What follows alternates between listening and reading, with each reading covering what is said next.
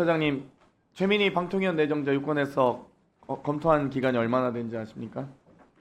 한 7개월 정도. 네, 약 7개월 225일이더라고요. 유권해석 결과 나왔습니까? 유권에서 결과는 없습니다. 철회했기 때문에 저희가 해석을 내지 않았습니다.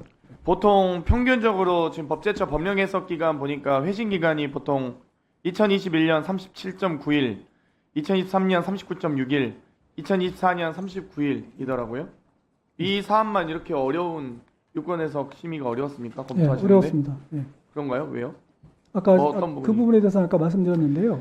그게 지금 이게 225일 걸릴 만한 사안이라고요. 방통위가 법제처에 요청한 유권 해석 내용은 딱 한 줄이었습니다. 한국정보산업연합회 상금 부회장직을 역임한 자의 경우 방통위 설치법 제10조 1항 2호에 결격사유에 해당하는지 이 한 줄을 해석하는데 225일이 걸린다고요? 그렇습니다. 선례도 없고 이게 굉장히 중요한 문제였기 때문에 고민을 많이 했습니다. 근데 그러면 유권 해석에 대해서 법령 해석 심의 열렸습니까? 안 열렸습니다. 왜냐하면 저희가 내부적으로 어느 정도 정리가 된 열지도 다음에 않았는데 무슨 심의를 하지는 않으신 거잖아요. 아예 아니 그게 심의위원회가 열리지 않았잖아요. 심의위원회가 열리기 그럼 위해서는 무슨 어디서 검토를 합니까?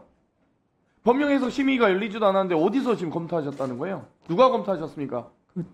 저희가 내부적으로 처장님이 검토를 혼자 먼저 하는 개인적으로 거죠. 한 겁니까? 아니죠. 저희 그 해석국에 있는 실무자하고 제가 같이 검토를 하는 거죠. 검토해서 저희가 어느 정도 결론이 나름대로 이게 뭐 갑설일설해가지고 검토라는 명분으로 네? 붙잡고 계신 거죠. 심의 개최도 하지 않고 심의 안건으로라도 올리셨어야죠.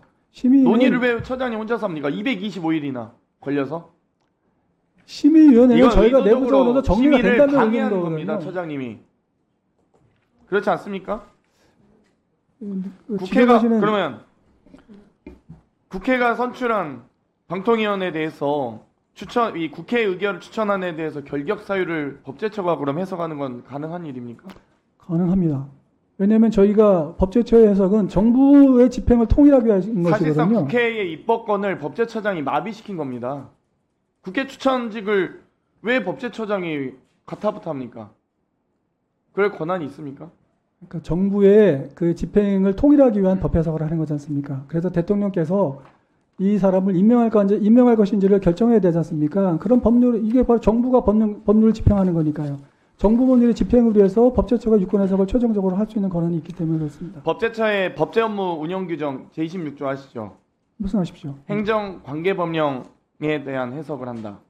그렇습니다. 헌법기관이 소관하는 법령에 대한 해석권도 있습니까? 법제처가? 헌법기관에 대한 헌법에 대해서는 저희가 해석하지 않습니다. 그렇죠. 국회 추천도 헌법기관에 소관하는 이 권한 아닙니까? 근데 왜 법제처가 마음대로 이 직무규정에도 없는 내용을 해석하고 마음대로 의사진행을 막고 합니까? 방송통신위원회법은 헌법이 아니지 않습니까? 국회 추천 권한이잖아요. 근데 아니, 방송통신위원회법의 국회가 권한을 결격사유. 행사해서 추천을 했는데 방통위가 그걸 막을 권한이 있는지 또 법제처가 막을 권한이 있습니까? 방통위 법에 의해서 국회에 추천을 하지만 국회가 추천하는 권한 자체가 국회 의결로 권한으로 의결한 거 아닙니까? 그러면 개인이 국회의장 개인이 추천했습니까? 아니잖아요. 국회 본회의 의결을 통과한 안건 아닙니까? 그럼 의원님께서 질문하시는 취지는 국회에서 의결을 하면 무조건 다 임명해야 된다 그런 취지로 그렇죠. 말씀하시는 겁니까? 그렇죠. 그 그게 부분에- 상권 분립 아닙니까? 그 부분에 대해서는 저는 동의하지 않습니다. 왜냐하면 용어가 추천이지 않습니까? 국회가 본회의 의결로 추천을 했는데 그럼 그걸 대통령이 하기 싫다고 막거나 아니, 법제처가 유권 해석을 마음대로 해가지고 국회 추천 권한을 제한할 수 있습니까? 아니, 법제처가 국회 입법권을 제한할 수 있습니까? 그렇게 말이 안 되죠 그건. 아니죠. 왜냐하면 그렇게 말씀하신다면 국회에서 추천하는 것은 반드시 임명해야 된다 그러면 임명해야죠. 국회가 임명권을 행사하는 거지 않습니까? 그러면 거부권을 행사하는 거죠. 국회 추천 권한에 대해서 그러면 법제처나 또는 대통령이 거부권을 행사할 수 있습니까? 인사에 대해서 입법도 아니고 법안이 아니지 않습니까? 추천직은. 아니요. 그렇게 말씀하시면은 국회가 행정부 공무원을 임명하게 되잖아요. 아니 권한도 없다니까요. 법제처는 법제처가 국회 추천 권한을 막을 권한이 어디 있냐고. 저희가 막는 것이 아니고 대통령의 임명권 행사를 보장하는 거 아닙니까? 대통령도 임명 권한을 거부할 수 있는 권한이 없잖아요. 국회 추천에 대해서 왜 대통령이 거부권 행사합니까?